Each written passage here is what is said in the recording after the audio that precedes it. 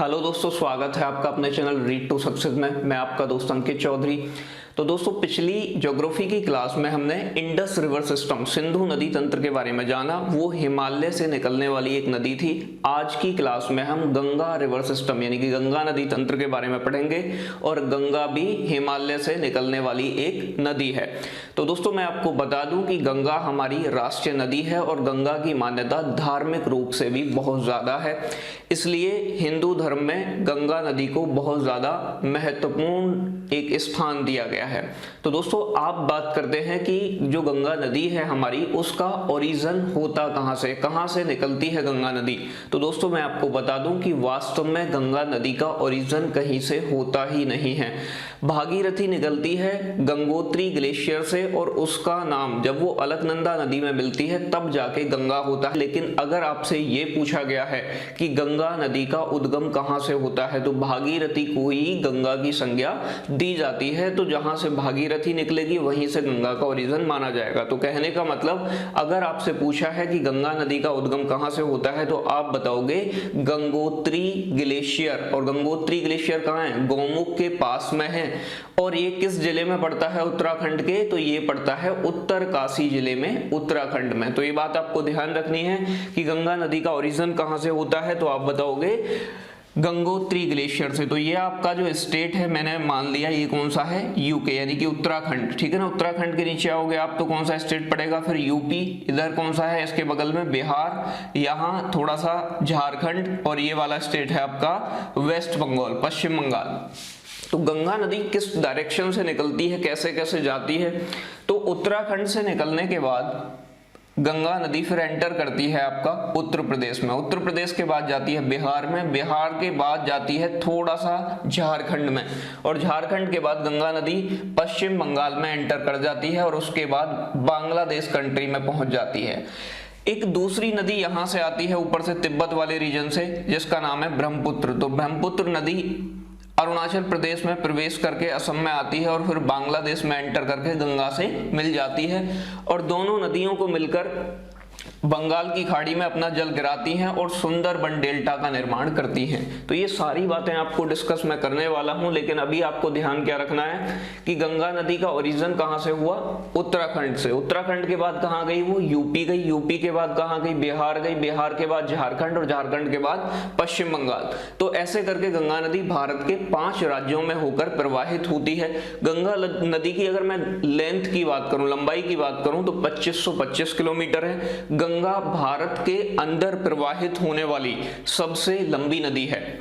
हालांकि 2880 किलोमीटर मैंने इंडस की आपको लेंथ बताई थी, लेकिन इंडस ज्यादातर कहां फ्लो करती है? तिब्बत में और पाकिस्तान में, यानी कि चाइना में और पाकिस्तान में उसकी लंबाई ज्यादा है, भारत में उसकी लंबाई कम है। इसलिए गंगा भारत की सबसे लंबी नदी है, ये बात आपको ध्यान रखना है। तो एक एक पॉइंट के बारे में बात करते हैं। सबसे पहले बात करें गंगा नदी के ओरिजिन की, उद्गम की। उद्गम मतलब कहां से निकलती है, तो आप बताओगे गंगोत्री हिमनद। और गंगोत्री हिमनद कहां है? गौमुख के पास में है, नियर बाई गौमुख। और ये किस जिले में है उत्तराखंड के? तो उत्तरकाशी डिस्ट्रिक्ट, उत्तराखंड। ठीक है ना, उत्तरकाशी जिला, उत्तराखंड। दूसरे पॉइंट की बात करें, मैंने आपको बताया था कि किसी नदी का कहीं ना कहीं ओरिजिन पॉइंट होगा और कहीं ना कहीं उसका एंड पॉइंट या माउथ होता है, मुहाना होता है, जहां नदी लास्ट में अपना पानी गिराती है। तो ये वाला रीजन बंगाल की खाड़ी आता है, ये अरब सागर है। तो गंगा नदी का मुहाना कहां है? तो आप बताओगे बंगाल की खाड़ी में गंगा नदी अपना जल गिराती है, इसलिए गंगा नदी का मुहाना बंगाल की खाड़ी में है। ठीक है दोस्तों, तो दूसरा आपका ये भी पॉइंट क्लियर हो गया कि इसका माउथ कहां है, मुहाना कहां है? तो बंगाल की खाड़ी में। तीसरे पॉइंट की बात करें, कुल लंबाई। तो गंगा नदी की कुल लंबाई कितनी है? 2525 किलोमीटर है। ये किन दो देशों में फ्लो करती है? तो इंडिया और बांग्लादेश में प्रवाहित होती है, यानी कि इंडिया और बांग्लादेश में कुल मिलाकर गंगा नदी की लंबाई कितनी है? 2525 किलोमीटर है, दोनों कंट्रीज में मिला के। तो यहां से लेके और यहां तक आपका डेल्टा बनाते तक जो लेंथ होगी इसकी, वो कितनी होगी? 2525 किलोमीटर इसकी लेंथ हो जाएगी। आगे बात करें, गंगा नदी भारत के 5 राज्यों में प्रवाहित होती है। अगर आपसे क्वेश्चन पूछ ले कि गंगा नदी भारत में कितने स्टेटों से होके बहती है, तो आप बताओगे 5 स्टेट। कौन कौन से स्टेट हैं? तो सबसे पहला उत्तराखंड से निकली तो उत्तराखंड में बहेगी, उत्तराखंड के बाद यूपी में एंटर करी तो यूपी, तीसरा हमारा बिहार, चौथा हमारा झारखंड और पांचवा हमारा वेस्ट बंगाल। तो 5 स्टेट हो गए हमारे। तो गंगा नदी कितने राज्यों में बहती है? 5 राज्यों में। पहला स्टेट कौन सा है हमारा? उत्तराखंड। उत्तराखंड के बाद किस में एंटर करती है? यूपी में। यूपी के बाद किस में एंटर करती है? बिहार में। बिहार के बाद किस में एंटर करती है? झारखंड में। झारखंड के बाद किस में एंटर करती है? पश्चिम बंगाल में। और पश्चिम बंगाल के बाद किस में एंटर कर जाती है? तो बांग्लादेश में प्रवेश कर जाती है। अब आपसे अगर ये पूछ ले कि गंगा नदी की लंबाई भारत के किस राज्य में सर्वाधिक है, सबसे ज्यादा किस राज्य में प्रवाहित होती है, तो आपको ध्यान रखना है गंगा नदी भारत के उत्तर प्रदेश राज्य में सर्वाधिक प्रवाहित होती है। उत्तर प्रदेश में गंगा नदी की लंबाई 1140 किलोमीटर है। कितनी है? 1140 किलोमीटर। नेक्स्ट बात करें कि अगर सबसे कम पूछा है तो केवल झारखंड की बाउंड्री पे गंगा नदी प्रवाहित होती है, जो कि लगभग कितना है? 70 किलोमीटर के आसपास है। अगर आपसे ये क्वेश्चन पूछा गया है कि झारखंड स्टेट में या सबसे कम लंबाई गंगा नदी की किस स्टेट में है, तो आप बताओगे झारखंड स्टेट में। तो झारखंड स्टेट में गंगा नदी सबसे कम दूरी तय करती है, सबसे कम प्रवाहित होती है। तो दोस्तों नेक्स्ट पॉइंट है हमारा गंगा नदी का अपवाह तंत्र। अपवाह तंत्र को बोलते हैं ड्रेनेज सिस्टम या जलग्रहण क्षेत्र, यानी कि कैचमेंट एरिया सबसे बड़ा है। यानी कि भारत में जितनी भी नदी प्रवाहित होती हैं उन सभी में गंगा नदी का अपवाह तंत्र या कैचमेंट एरिया जलग्रहण क्षेत्र सबसे बड़ा है। बात आपको ध्यान रखनी है। ये होता क्या है? तो मुख्य नदी में आने वाली जितनी भी नदियां मिलती हैं वो पूरा रीजन, जो पूरा क्षेत्र है, उसे उस नदी का अपवाह तंत्र कहा जाता है या जलग्रहण क्षेत्र कहा जाता है। तो गंगा मुख्य नदी है और गंगा नदी में बहुत सारी नदियां आकर अपना जल गिराती हैं, बहुत सारी नदियां आके इसमें मिलती हैं। तो इसलिए गंगा नदी का जो जलग्रहण क्षेत्र है या अपवाह तंत्र है वो भारत का सबसे बड़ा अपवाह तंत्र है और ये भारत के लगभग 1/4 पार्ट को, यानी कि 1/4 भाग को कवर करता है और ये भारत के 15 राज्यों में फैला हुआ है। कितने स्टेटों में फैला है? 15 राज्यों में फैला हुआ है। तो आपसे 2 तरीके से क्वेश्चन पूछे कि किस नदी का अपवाह तंत्र भारत में सबसे बड़ा है या किस नदी का जलग्रहण क्षेत्र भारत में सबसे बड़ा है, तो आप बताओगे गंगा नदी। नेक्स्ट पॉइंट की बात करें, गंगा भारत की सबसे लंबी नदी है। तो मैंने आपको ये बात बता चुका हूं कि गंगा भारत की लॉन्गेस्ट रिवर है, लेकिन एक बात आपको ध्यान रखनी है, यहाँ लॉन्गेस्ट और लार्जेस्ट में डिफरेंस होता है। लॉन्गेस्ट का मतलब होता है जिसकी लेंथ, लंबाई ज्यादा हो, वो लंबी नदी कहलाएगी। लेकिन अगर बड़ी की बात करता है, सबसे बड़ी नदी कौन सी है, तो बड़ी का मतलब होता है जो वाटर ज्यादा लेके आ जाती है, यानी कि वाटर वॉल्यूम के अकॉर्डिंग हम बड़ी देखते हैं कि जिसमें ज्यादा पानी फ्लो करता हो, वो ब्रह्मपुत्रा है। ठीक है दोस्तों, लेकिन आपको ध्यान रखना है, अगर पूछे भारत की सबसे लंबी नदी कौन सी है तो आप बताओगे गंगा नदी। नेक्स्ट पॉइंट की बात करें, गंगा नदी को 2008 में भारत की राष्ट्रीय नदी घोषित किया गया था। तो ये बात आपको ध्यान रखनी है, अगर ईयर पूछ ले आपको ये बात तो पता होगी कि गंगा नदी भारत की राष्ट्रीय नदी है। दूसरा पॉइंट ये भी पूछा जा सकता है कि राष्ट्रीय नदी कब घोषित किया गया, तो 2008 में गंगा नदी को भारत की राष्ट्रीय नदी घोषित किया गया था। लेकिन एक चीज और ध्यान रखनी है कि गंगा नदी में ऑक्सीजन जो होती है वाटर में वो बहुत ज्यादा पाई जाती है, इसलिए इसमें जलीय जीव भी अधिक पाए जाते हैं, वाटर एनिमल। तो जो गंगा डॉल्फिन है, गंगा के अंदर जो डॉल्फिन पाया जाता है उसको भारत का राष्ट्रीय जलीय जीव घोषित किया गया और वो कब किया गया, 2010 में। तो अगर आपसे पूछ ले कि भारत का राष्ट्रीय जलीय जीव क्या है तो आप बताओगे गंगा डॉल्फिन। ठीक है दोस्तों, नेक्स्ट पॉइंट की बात करें, गंगा नदी के जल में बैक्टीरियोफेज विषाणु बोलते हैं वायरस के लिए, तो बैक्टीरियोफेज विषाणु यानी कि वायरस पाया जाता है जो जीवाणु को मारने का काम करता है, इसलिए गंगा नदी का जल खराब नहीं होता। तो आपने देखा होगा कि गंगा नदी के जल को हम उठा के 6-6 महीने तक अपने घर में रख लेते हैं गंगा जल को, लेकिन वो खराब नहीं होता। उसका रीजन क्या होता है कि गंगा नदी का जो पानी है उसमें एक वायरस मिलता है, विषाणु मिलता है जिसका नाम है बैक्टीरियोफेज। इसका काम क्या होता है बैक्टीरियोफेज को कि जो भी गंगा नदी के जल में बैक्टीरिया पाए जाते हैं, जीवाणु पाए जाते हैं, ये उन्हें मार देता है। तो गंगा नदी का पानी खराब नहीं होता और गंगा नदी को इसी कारण से स्वतः स्वच्छ होने वाली नदी भी कहा जाता है। तो ये पॉइंट्स आपको सारे के सारे एक बार ध्यान रखने हैं कि कौन सा वायरस पाया जाता है, बैक्टीरियोफेज। तो एक बार मैं रिवाइज करा दूं, गंगा नदी का ओरिजिन पूछे तो गंगोत्री हिमनद गौमुख उत्तरकाशी जिला उत्तराखंड। गंगा नदी का मोहाना यानी कि एंड पॉइंट कहाँ है तो बंगाल की खाड़ी में। लेंथ कितनी है 2525 किलोमीटर। भारत और बांग्लादेश में प्रवाहित होती है। गंगा नदी भारत के 5 राज्यों से होकर बहती है। कहाँ से निकलती है? उत्तराखंड से, उसके बाद यूपी, उसके बाद बिहार, झारखंड और पश्चिम बंगाल। गंगा नदी भारत के किस स्टेट में सबसे ज्यादा बहती है तो उत्तर प्रदेश। सबसे कम किस में बहती है तो झारखंड। गंगा नदी का अपवाह तंत्र या जलग्रहण क्षेत्र भारत में सबसे बड़ा है, ये 1/4 एरिया भारत का कवर करता है। आगे बात करें, गंगा नदी भारत की सबसे लंबी नदी है, लॉन्गेस्ट रिवर है। गंगा नदी को 2008 में भारत की राष्ट्रीय नदी घोषित किया गया। राष्ट्रीय जलीय जीव किसे घोषित किया गया तो गंगा डॉल्फिन को कब किया गया 2010 में। गंगा नदी के जल में बैक्टीरियोफेज वायरस पाया जाता है जो बैक्टीरिया को मारने का काम करता है, इसलिए गंगा नदी को स्वतः स्वच्छ होने वाली नदी भी कहा जाता है। ठीक है दोस्तों, अब मैप के जरिए हम गंगा की सारी ट्रिब्यूटरीज जो भी इसकी सहायक नदी है उनके बारे में डिस्कस करने वाले हैं। तो दोस्तों गंगा नदी के मैप के द्वारा समझेंगे कि गंगा का उद्गम किस तरीके से होता है, कैसे कैसे होता है, और गंगा नदी की ट्रिब्यूटरीज यानी कि सहायक नदी कौन कौन सी हैं। तो सारी चीजें मैं आपको एक एक पॉइंट अच्छे तरीके से बताऊंगा। आप चाहो तो इसका स्क्रीनशॉट भी ले सकते हो नोट करने के लिए, तो आप चाहो तो आप एक बार स्क्रीनशॉट ले लीजिए। तो दोस्तों अब बात करते हैं कि आखिर गंगा नदी किस तरीके से ओरिजिनेट होती है, उद्गम होता है। तो देखो ये पूरा जो आपको सीन दिखाई दे रहा है ये हमारा उत्तराखंड स्टेट का है। कहाँ का है? उत्तराखंड का, क्योंकि गंगा नदी का ओरिजिन जो होता है वो उत्तराखंड से होता है और वो भी कई सारी नदियों को मिलाकर गंगा नदी बनती है। तो सबसे पहले मैं एक एक चीज आपको बताते जा रहा हूँ। यहाँ देख रहे हो आप, ये एक जगह है बद्रीनाथ, आपके 4 धाम है बद्रीनाथ केदारनाथ, आपने सुना होगा। तो ये आपका बद्रीनाथ है और बद्रीनाथ पे आप का एक ग्लेशियर है, यही सतोपंथ हिमनद, एक ग्लेशियर है, हिमनद है जिसका नाम है सतोपंथ। तो बद्रीनाथ के सतोपंथ हिमनद से एक नदी निकलती है जिसका नाम है अलकनंदा। सतोपंथ से कौन सी नदी निकली? अलकनंदा। यहाँ आपको दिखाई दे रहा है एक जगह है केदारनाथ, और केदारनाथ पे जो ग्लेशियर है उसका नाम है चौरावरी, चौरावरी। और यहाँ से जो नदी निकली इसका नाम है मंदाकिनी। कौन सी नदी? मंदाकिनी। आगे दिखाई दे रहा है ये एक जगह है गौमुख, गंगोत्री उत्तरकाशी जिले में, और गंगोत्री हिमनद से जो नदी निकलती है उसका नाम है भागीरथी। क्या नाम है? भागीरथी। यहाँ दिखाई दे रहा है आपको ये ग्लेशियर है यमुनोत्री, ये भी उत्तरकाशी जिले में, यहाँ से एक नदी निकलती है जिसका नाम है यमुना। तो ये 4 मेजर ग्लेशियर हुए हमारे, सतोपंथ, चौरावरी, गंगोत्री और यमुनोत्री। तो सतोपंथ से निकली अलकनंदा, चौरावरी से निकली मंदाकिनी, और गंगोत्री से निकली हमारी भागीरथी, और यमुनोत्री से निकली यमुना। तो इन 4 नदियों का क्या हो गया? यहाँ से ओरिजिन हो गया। अब दोस्तों होता क्या है कि यहां से निकली है हमारी सतोपंथ ग्लेशियर से अलकनंदा। अलकनंदा नदी जैसे ही आगे बढ़ती है इसमें से एक नदी आके मिलती है जिसका नाम है धौली गंगा। एक नदी किस में आके मिलेगी? अलकनंदा में, जिसका नाम क्या है? धौली गंगा।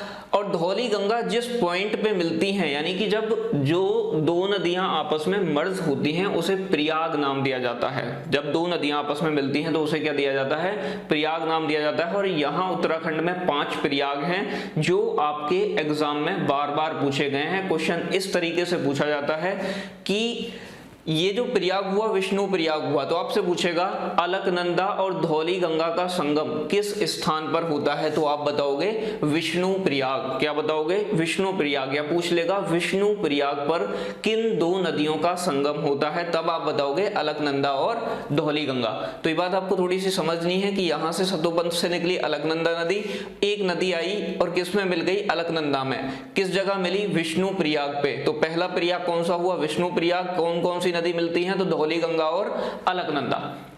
इसके बाद नदी का नाम क्या रहा? अलकनंदा। अलकनंदा में फिर एक नदी और आकर मिलती है जिसका नाम है नंदाकिनी। नंदाकिनी या फिर नंदनी भी कहते हैं इसे, तो नंदाकिनी या नंदनी। और ये किस जगह आकर मिलती है? तो नंद प्रयाग। तो दूसरा प्रयाग कौन सा हुआ हमारा? नंद प्रयाग। तो नंद प्रयाग पे किन 2 नदियों का संगम होता है? नंदाकिनी और अलकनंदा नंद प्रयाग पर आकर मिलती हैं। इसके आगे बात करें, फिर अलकनंदा नदी आगे बढ़ती है और एक नदी आके मिलती है इसमें पिंडर या पिंडार। तो पिंडर नदी आके किसमें मिलती है? अलकनंदा में। किस जगह मिलती है? कर्णप्रयाग। तो जिस जगह मिलती है उसका नाम क्या है? कर्णप्रयाग। तो ये हमारा तीसरा प्रयाग है। तो कर्णप्रयाग पे किन 2 नदियों का संगम हुआ? अलकनंदा का और पिंडर नदी का। तो ये बात आपको ध्यान रखनी है। 3 प्रयाग हुए, विष्णु प्रयाग, अलकनंदा और धौली गंगा, नंद प्रयाग, नंदाकिनी और अलकनंदा, कर्ण प्रयाग, पिंडार और अलकनंदा। तो 3 नदियों के संगम हुए, 3 प्रयाग हुए। इसके बाद में यहाँ केदारनाथ से चौरावरी ग्लेशियर से नदी आ रही है मंदाकिनी, और मंदाकिनी और ये वाली नदी अलकनंदा दोनों यहाँ मिलती हैं। कहाँ? रुद्रप्रयाग में। यानी कि जो आपकी रुद्रप्रयाग जगह है, यहाँ पर 2 नदियों का संगम होता है, एक तो अलकनंदा और प्लस मंदाकिनी। तो A4 अलकनंदा, M4 मंदाकिनी, दोनों नदियों का संगम हुआ और जो नदी बनती है वो बनती है फिर अलकनंदा। नदी का नाम क्या हो गया? अलकनंदा, क्योंकि जब 2 नदी मिली तो आगे एक नदी बनेगी और उस एक नदी का नाम एक ही होगा, 2 नहीं होंगे। तो ये बात आपको ध्यान रखनी है कि अलकनंदा और मंदाकिनी नदी का संगम कहाँ होता है, तो ध्यान रखना है, वेरी इंपॉर्टेंट है, रुद्रप्रयाग में। रुद्रप्रयाग में दोनों नदी मिली और इसके बाद में नदी का नाम हो गया अलकनंदा।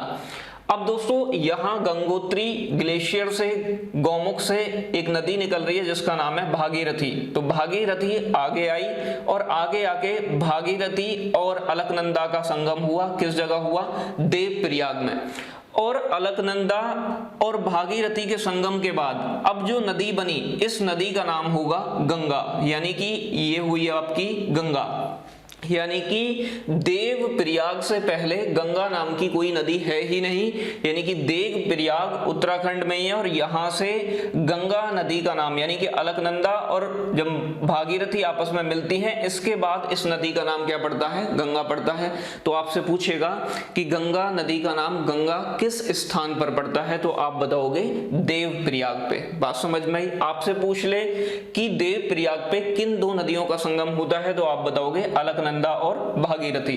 ये आपसे पूछ ले कि भागीरथी और अलकनंदा का संगम किस स्थान पर होता है, तो आप बताओगे देवप्रयाग। तो ये बात आपको समझ में आई होगी कि एक नदी निकली सतोपंथ हिमनद से अलकनंदा, एक नदी आके मिलती है जिसका नाम है धौली गंगा। किस जगह? विष्णुप्रयाग। अलकनंदा में फिर एक नदी आके मिली नंदाकिनी, कहाँ? नंदप्रयाग। फिर अलकनंदा में एक नदी आके मिली पिंडर, कहाँ? कर्णप्रयाग।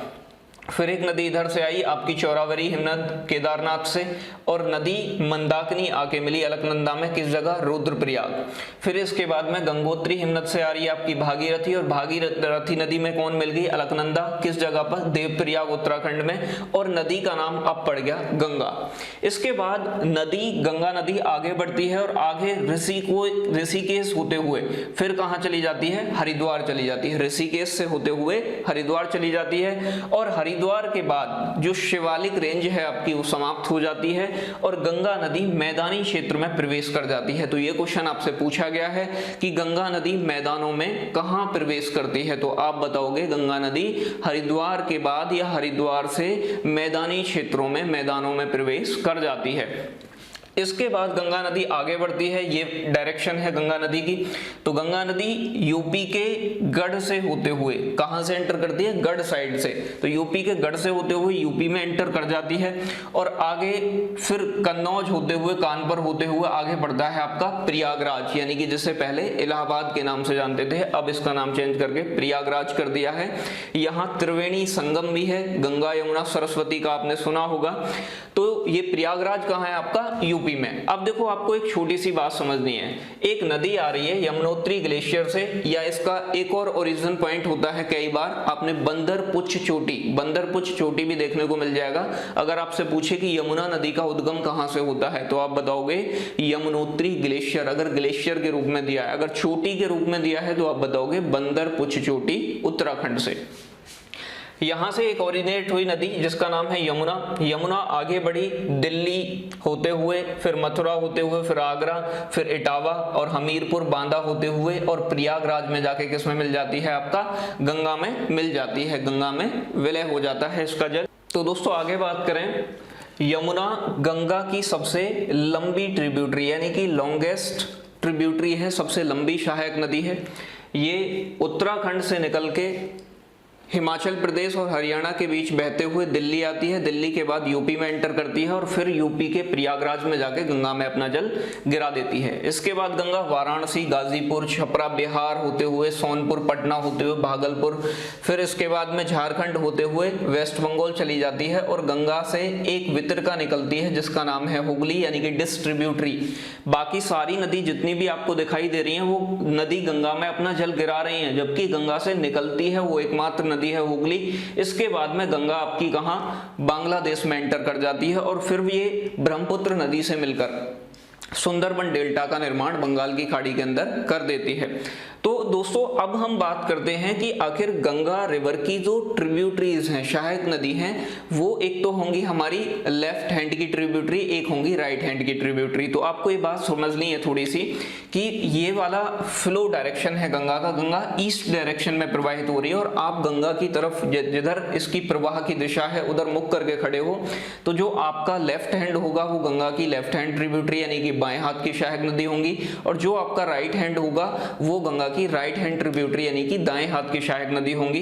तो जो ऊपर वाली होंगी वो कैसी होंगी, लेफ्ट हैंड ट्रिब्यूटरीज यानी कि बाएं हाथ की सहायक नदी, और जो नीचे वाली होंगी वो होंगी आपकी राइट हैंड ट्रिब्यूटरीज यानी कि दाएं हाथ की सहायक नदी। तो सबसे पहले हम बात करते हैं जो आपकी राइट हैंड ट्रिब्यूटरी है गंगा की वो कौन कौन सी हैं।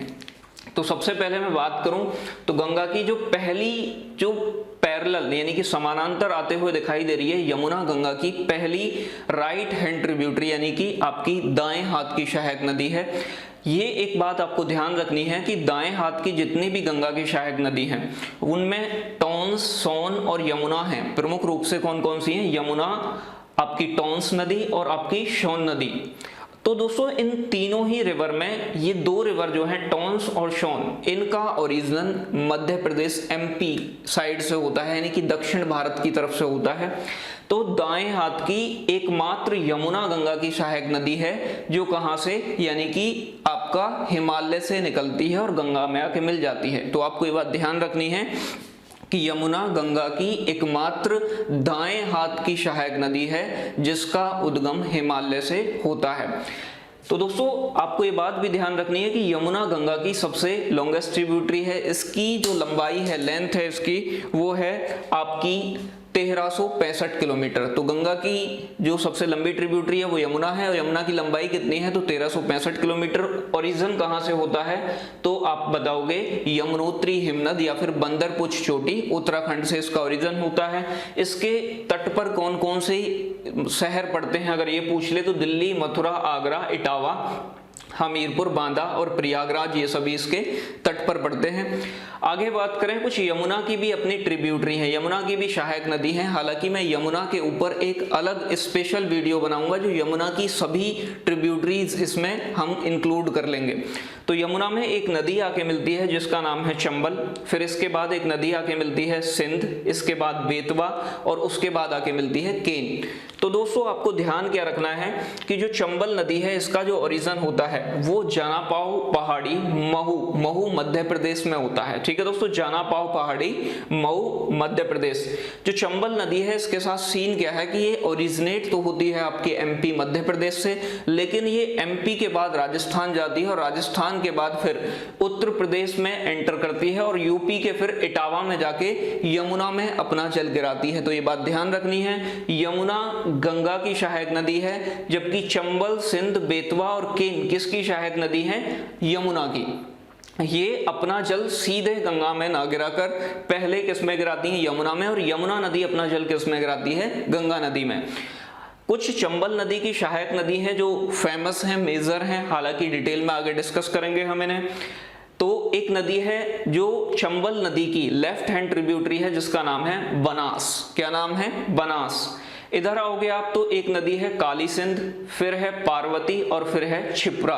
तो क्षिप्रा के बारे में आपने सुना होगा, क्षिप्रा ये वही नदी है जिसमें मध्य प्रदेश के उज्जैन, जो उज्जैन जगह है मध्य प्रदेश के, वो क्षिप्रा नदी के किनारे है और यहाँ पर कुंभ का आयोजन होता है। तो आपको पता है भारत में 4 जगह कुंभ लगता है, 4 में से एक उज्जैन है और उज्जैन पे किस नदी के किनारे लगता है, क्षिप्रा नदी, और क्षिप्रा किसकी सहायक नदी है, चंबल की। तो यहाँ आपको 4 मेजर रिवर है, थोड़ी सी वो ध्यान रखनी है, वो किसकी हैं, चंबल की। एक तो बनास, काली सिंध, पार्वती और क्षिप्रा। एक चीज आपको ध्यान रखना है, कंफ्यूज नहीं होना है, काली सिंध चंबल की सहायक नदी है, सिंध ये अलग नदी है जो यमुना की सहायक नदी है। इसके बाद में एक आपने नाम सुना होगा सिंधु, तो सिंधु एक इंडस अलग नदी है। तो सिंध सिंधु इनमें कंफ्यूज नहीं होना है, काली सिंध किसकी सहायक नदी है, चंबल की, सिंधु किसकी सहायक नदी, सिंध किसकी सहायक नदी है, तो आप बताओगे यमुना की, और सिंधु एक अलग नदी है जो हिमालयन रिवर है, ये बात आपको ध्यान रखनी है। तो ये जितनी भी नदी हैं, ज्यादातर सभी नदी ये कहाँ से, एमपी वाले रीजन से, मालवा प्लेटू से या विंध्य पर्वत से ओरिजिनेट होती हैं और किस में जाके अपना जल गिरा देती हैं, तो यमुना में गिरा देती हैं। तो यमुना की प्रमुख सहायक नदी चंबल, सिंध, बेतवा और केन हो गई, और चंबल की जो सहायक नदी है वो बनास, काली सिंध, पार्वती और क्षिप्रा, तो ये प्रमुख सहायक नदी हो गई। आपको ये बात समझ आई होगी।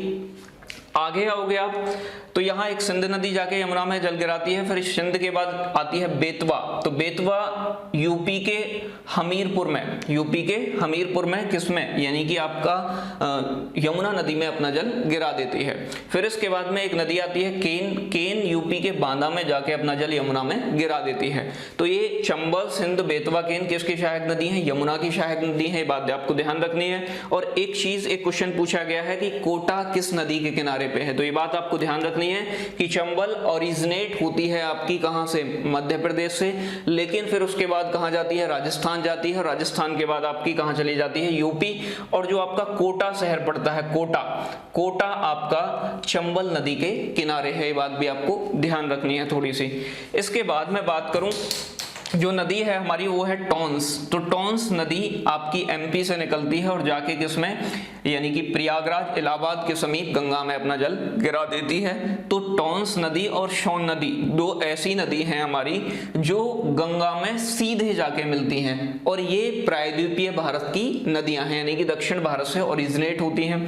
इसके बाद मैं बात करूं नेक्स्ट हमारी जो रिवर रहेगी वो रहेगी सोन। तो सोन नदी का उद्गम आपका अमरकंटक चोटी मध्य प्रदेश से होता है, और अमरकंटक के बारे में मैंने आपको बताया था जब मैंने आपको सतपुड़ा पर्वत पढ़ाया था, तो कि सतपुड़ा पर्वत के अंतर्गत आती है, अमरकंटक चोटी मध्य प्रदेश में है, यहां से ओरिजिनेट होती है सोन नदी। और सोन नदी पटना, बिहार, पटना कहां पड़ता है, कैपिटल है बिहार की, पटना बिहार में जाके अपना जल गिरा देती है। तो सोन नदी का ओरिजिन कहां से होता है, अमरकंटक मध्य प्रदेश से। आगे बात करें, सोन की एक सहायक नदी है जिसका नाम है रेहंद नदी। तो ये बात भी आपको ध्यान रखनी है कि सोन की कौन सी ट्रिब्यूटरी है, रेहंद। यहाँ अमरकंटक चोटी से ही एक नदी और निकलती है जिसका नाम है नर्मदा। तो जब हम दक्षिण भारत की नदियां पढ़ेंगे तब नर्मदा के बारे में जानेंगे। ये अमरकंटक से निकलती है और भ्रंश घाटी में बहते हुए अरब सागर में अपना जल गिरा देती है। इसके बाद में बिहार के बाद आगे चलोगे आप तो झारखंड होते हुए गंगा नदी फिर वेस्ट बंगाल चली जाती है, और वेस्ट बंगाल में यहाँ एक बैराज बनाया गया है जिसका नाम है फरक्का बैराज। क्या नाम है दोस्तों, फरक्का बैराज। तो फरक्का बैराज से एक नदी गंगा से निकलती है जिसका नाम है हुगली। तो इसे गंगा की वितरका यानी कि डिस्ट्रीब्यूटरी भी कहा जाता है। तो गंगा की एकमात्र निकलने वाली नदी या गंगा की एकमात्र वितरका आपसे पूछ ले तो आप बताओगे हुगली नदी। और कोलकाता जो है आपका वो किस नदी के किनारे है, तो वो भी आपके हुगली नदी के किनारे है। एक छोटा नागपुर प्लेटू से, ये छोटा नागपुर प्लेटू है, यहाँ से एक नदी निकलती है दामोदर, ये भ्रंश घाटी में बहते हुए जाके हुगली नदी से मिल जाती है और उड़ीसा के तट पे ये अपना जल गिरा देती है बंगाल की खाड़ी में। तो आगे जब हम साउथ इंडियन रिवर पढ़ेंगे तब दामोदर के बारे में मैं आपको अच्छे तरीके से बताऊंगा। होता क्या है दोस्तों कि यहाँ हुगली नदी के किनारे आपका कलकत्ता बंदरगाह था। तो कलकत्ता बंदरगाह जो पोर्ट था आपका कलकत्ता, वहां से आपका जो ट्रेड होता था, व्यापार होता था, तो उसमें पानी कम होने के कारण हुगली नदी में यहाँ आपका फरक्का बैराज बनाया गया जिससे कि हुगली नदी में पानी ज्यादा लाया जा सके। तो जिसके बाद में इस कारण से ही यहाँ पे ये फरक्का बैराज वेस्ट बंगाल में बनाया गया है।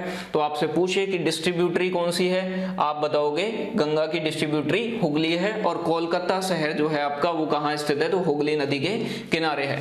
वेस्ट बंगाल के बाद फिर यहाँ से गंगा किसमें प्रवेश कर जाती है, बांग्लादेश में एंटर कर जाती है, बांग्लादेश में प्रवेश कर जाती है, और बांग्लादेश में गंगा को पद्मा के नाम से जानते हैं। फिर ऊपर से एक नदी आपको आती दिखाई देगी जिसका नाम है ब्रह्मपुत्र, और ब्रह्मपुत्र और गंगा दोनों मिलकर बांग्लादेश के नीचे जाके बंगाल की खाड़ी में सुंदरबन डेल्टा का निर्माण करते हैं। तो ये सुंदरबन डेल्टा वाली कहानी हम ब्रह्मपुत्र नदी के साथ पढ़ेंगे। अभी मैंने आपको राइट हैंड ट्रिब्यूटरी जो बताई हैं उन पे आप एक बार रिवाइज कर लो। यमुना कहाँ से निकलती है? यमुनोत्री ग्लेशियर या बंदरपुछ चोटी उत्तराखंड से निकलती है। 1365 किलोमीटर इसकी लंबाई है। ये दिल्ली, मथुरा, आगरा, इटावा शहर से होते हुए प्रयागराज में जाके आपका गंगा में मिल जाती है। यमुना की 4 प्रमुख सहायक नदी हैं, चंबल, सिंध, बेतवा और केन। और चंबल नदी के तट पर कोटा शहर स्थित है और चंबल नदी की भी 4 प्रमुख सहायक नदी हैं, जिसमें से बनास, काली सिंध, पार्वती और क्षिप्रा है। क्षिप्रा के किनारे उज्जैन में आपका कुंभ मेला आयोजित किया जाता है। और ये चंबल नदी जो है ये जानापाव पहाड़ी महू मध्य प्रदेश से ओरिजिनेट होती है, उद्गम होता है इसका। तो इसके बाद हमने टॉन्स नदी के बारे में पढ़ा, एमपी से निकलती है और गंगा में जाके मिल जाती है। इसके बाद शोन के बारे में पढ़ा कि अमरकंटक चोटी से निकलती है और गंगा में पटना के समीप अपना जाके जल गिराती है। इसकी एक सहायक नदी है शोन की, रेहंद।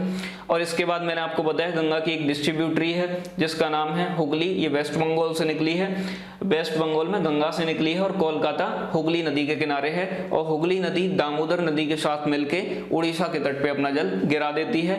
इसके बाद वेस्ट बंगाल के बाद गंगा हमारी बांग्लादेश में एंटर कर जाती है और बांग्लादेश में गंगा को पद्मा के नाम से जानते हैं। ये क्वेश्चन भी आपसे पूछा गया है।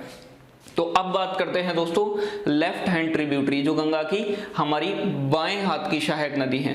तो इसमें कौन कौन सी सहायक नदी हैं और कौन कौन से पॉइंट हमारे बनते हैं, ये बात आपको थोड़ी सी ध्यान रखनी है। मैंने आपको पहले ही बताया था कि लॉन्गेस्ट का मतलब होता है लंबी और लार्जेस्ट का मतलब होता है अकॉर्डिंग टू वाटर वॉल्यूम, यानी कि जल के स्तर से। तो नदी का बड़ा होना जल के स्तर से होता है, लंबा होना लंबाई के स्तर से होता है। तो गंगा की सबसे लंबी सहायक नदी अगर आपसे पूछी गई है तो आप बताओगे यमुना। लेकिन अगर आपसे पूछा गया है कि गंगा की सबसे बड़ी सहायक नदी कौन सी है तो आप बताओगे घाघरा, क्योंकि घाघरा नदी का वाटर जो है वो बहुत ज्यादा फ्लो होता है घाघरा नदी में। तो घाघरा नदी गंगा की सबसे बड़ी सहायक नदी हो जाती है। तो दोस्तों बात करें सबसे पहली नदी जो है ये रामगंगा है। लेफ्ट हैंड ट्रिब्यूटरी में पहली नदी है रामगंगा। और रामगंगा का जो ओरिजिन होता है वो कुमाऊं हिमालय उत्तराखंड, यानी कि उत्तराखंड से इसका ओरिजिन होता है। और ये यूपी के कन्नौज में आके, उत्तर प्रदेश के कन्नौज में आके गंगा में अपना जल गिरा देती है। तो पहली जो सहायक नदी हुई वो कौन सी हुई? रामगंगा।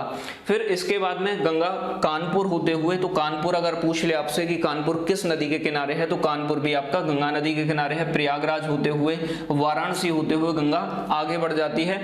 और एक नदी आती है जिसका नाम है गोमती। तो गोमती का ओरिजिन जो होता है वो फुलहर झील, फुलहर लेक है एक, कहाँ है? आपकी पीलीभीत उत्तर प्रदेश में। यहाँ से आपका एक नदी का ओरिजिन होता है जिसका नाम है गोमती। और गोमती यूपी के गाजीपुर में जाके गंगा में अपना जल गिरा देती है। यूपी के गाजीपुर में जाके अपना जल गंगा में गिरा देती है गोमती नदी। ये बात आपको ध्यान रखनी है। एक क्वेश्चन और पूछा जाता है कि गंगा की बाएं हाथ की ऐसी कौन सी सहायक नदी है जिसका ओरिजिन मैदानों से होता है। तो ये बात आपको ध्यान रखनी है कि गोमती एक ऐसी गंगा की सहायक नदी है जिसका ओरिजिन कहाँ से होता है? मैदानी क्षेत्रों से होता है और ये आके गंगा में मिल जाती है।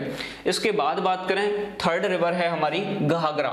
तो घाघरा नदी का जो ओरिजिन होता है वो होता है मपचुंगो हिमनद नेपाल। मपचुंगो हिमनद नेपाल, नाम थोड़ा अजीब है, आपको देखने में लगेगा। देखो दोस्तों बात थोड़ी सी समझनी है कि दो नदियों को मिलाकर जो बनता है वो बनता है आपका घाघरा नदी। देखो होता क्या है, एक ग्लेशियर है मिलान हिमनद नेपाल में। मिलान हिमनद कहाँ है? नेपाल में। वहां से एक नदी निकलती है जिसका नाम है आपका शारदा नदी। क्या नाम है? शारदा। शारदा को काली नदी के नाम से भी जानते हैं। किस नाम से जानते हैं? काली नदी के नाम से।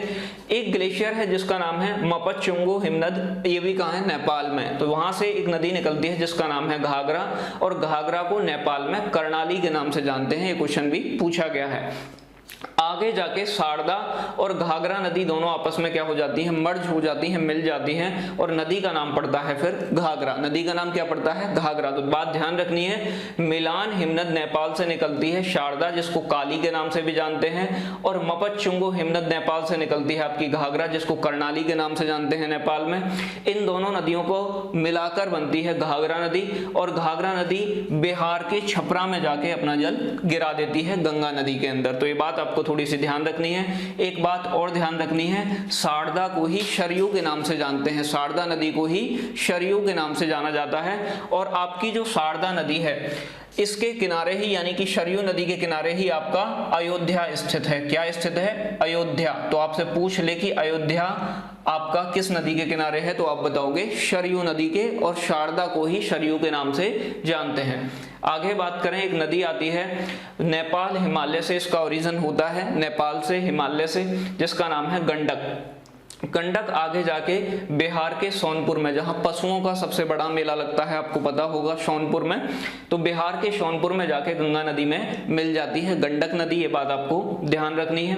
तो ये होता क्या है कि जो हमारी घाघरा नदी है ये आती तो यूपी होते हुए है, लेकिन जो ये गंगा में मिलती है ये बिहार के छपरा में जाके मिलती है। किसकी बात कर रहे हैं, घाघरा की। गंडक की बात करें तो गंडक आपके बिहार के सोनपुर में जाके किस में जल गिराती है, अपना गंगा में अपना जल गिरा देती है। इसके बाद नेक्स्ट बात करते हैं हम कोशी नदी के बारे में। तो कोशी नदी गोसाई धाम एक ग्लेशियर है तिब्बत में, तिब्बत चाइना, नेपाल और चाइना के बीच में है। तो गोसाई धाम तिब्बत से ओरिजिन होता है किसका, कोशी नदी का। कोशी यानी कि कोसना, तो कोशी नदी को बिहार का शोक भी कहा जाता है, बात आपको ध्यान रखनी है। और आपसे अगर ये क्वेश्चन पूछ ले कि कौन सी नदी अपना रास्ता बदलने के लिए विख्यात है या कुख्यात है, तो आप बताओगे कोशी। होता क्या है कि जब ये शिवालिक रीजन से होते हुए आती है बिहार में, तो ये अपने साथ बहुत सारा सेडिमेंट लेके आती है, अवसाद लेके आती है, और अपने उस अवसाद को, जैसे कि ये कोई नदी फ्लो कर रही है, ये नदी है कोशी, तो कोशी अवसाद को अपने मुहाने पर जमा कर देती है, जिससे कि इसका मुख बंद हो जाता है और ये अपनी डायरेक्शन क्या कर लेती है, चेंज कर लेती है। तो इसे दिशा बदलने के लिए भी कुख्यात कहा जाता है, डायरेक्शन बहुत ज्यादा चेंज करती है कोसी नदी। पता चला कि आज यहाँ से जा रही है, कल मूड खराब हुआ नदी का, कहीं और से निकल गई। ठीक है दोस्तों, तो कोशी नदी रास्ता बदलने के लिए कुख्यात है। निकलती कहाँ है, गोसाई धाम तिब्बत से इसका ओरिजिन होता है, और भागलपुर बिहार में जाके अपना जल गिरा देती है गंगा के अंदर। तो कोशी नदी को बिहार का शोक भी कहते हैं, और ये रास्ता बदलने के लिए भी प्रसिद्ध है, कुख्यात है। आगे बात करें, नेक्स्ट और लास्ट नदी है हमारी महानंदा। तो महानंदा की जो ओरिजिन होता है वो दार्जिलिंग हिल्स वेस्ट बंगाल से होता है। कहां से होता है, दार्जिलिंग की पहाड़ी वेस्ट बंगाल से महानंदा का ओरिजिन होता है, और वेस्ट बंगाल में जाके गंगा में मिल जाती है। और आपको ध्यान रखना है कि ये लेफ्ट हैंड की, यानी कि आपके बाएं हाथ की गंगा की सबसे अंतिम सहायक नदी है, जो गंगा में आके मिलती है। तो ये बात आपको थोड़ी सी समझनी है। तो ये हमने जो बात की ये करी गंगा की ट्रिब्यूटरीज के बारे में, एक बार रिवाइज कर लो। कुमाऊं हिमालय से निकलती है रामगंगा, और कन्नौज यूपी में जाके गंगा में अपना जल गिरा देती है। फुलहर झील पीलीभीत से निकलती है गोमती, और गाजीपुर यूपी में जाके गंगा में अपना जल गिरा देती है। ये मैदानों से निकलने वाली एकमात्र सहायक नदी है, किधर वाली, लेफ्ट हैंड की। आगे बात करें, मिलान हिमनद नेपाल से निकलती है शारदा, काली या सरयू। ठीक है दोस्तों, और मपतचुंगो हिमनद नेपाल से निकलती है घाघरा या कर्णाली नदी, दोनों मर्ज होती हैं और जाके छपरा बिहार में गंगा में मिल जाती हैं। और अयोध्या आपका सरयू नदी के किनारे है, और सरयू शारदा को ही कहा जाता है। और घाघरा गंगा की सबसे बड़ी सहायक नदी है, इसका एरिया यानी कि जो वाटर है बहुत ज्यादा लेके चलती है। आगे बात करें, नेपाल हिमालय से निकलती है गंडक। तो गंडक कहाँ बहती है, बिहार में बहती है, और ये बिहार के सोनपुर में जाके, जहां पशुओं का सबसे बड़ा मेला लगता है इंडिया का, वहां जाके अपना जल गिरा देती है। इसके बाद गोसाई धाम ग्लेशियर तिब्बत नेपाल से कौन सी नदी निकलती है, कोशी नदी, और कोशी नदी भागलपुर बिहार में जाके अपना जल गिरा देती है। ये रास्ता बदलने और बिहार में बाढ़ लाने के लिए फेमस है। दार्जिलिंग हिल्स वेस्ट बंगाल से कौन सी नदी निकलती है, तो महानंदा निकलती है और ये वेस्ट बंगाल में जाके अपना जल गिरा देती है। इसके बाद में आगे जाके नदी बांग्लादेश में एंटर कर जाती है। और एक बात ध्यान रखनी है कि दामोदर नदी को पश्चिम बंगाल यानी कि वेस्ट बंगाल का शोक कहा जाता है। जैसे कि बिहार में कोशी को बिहार का शोक कहते हैं, ऐसे ही वेस्ट बंगाल में दामोदर को वेस्ट बंगाल का पश्चिम बंगाल का शोक कहा जाता है। ठीक है दोस्तों, तो ये आज जो डिस्कस किया हमने वो गंगा नदी की जितनी भी ट्रिब्यूटरीज थी, जो भी इंपॉर्टेंट पॉइंट बनते हैं गंगा नदी से, मैंने वो आपके सामने डिस्कस किए। मैं उम्मीद करता हूं कि आपको चीजें समझ आई होंगी। यदि आपको चीजें समझ आई हैं तो वीडियो को लाइक करें, अपने फ्रेंड्स के साथ शेयर करें। और यदि आपने अभी तक हमारे चैनल रीड टू सक्सेस को सब्सक्राइब नहीं किया है तो चैनल को सब्सक्राइब करें और बेल आइकन का बटन दबाएं, जिससे कि हमारी सभी लेटेस्ट वीडियो का नोटिफिकेशन आपको मिल सके।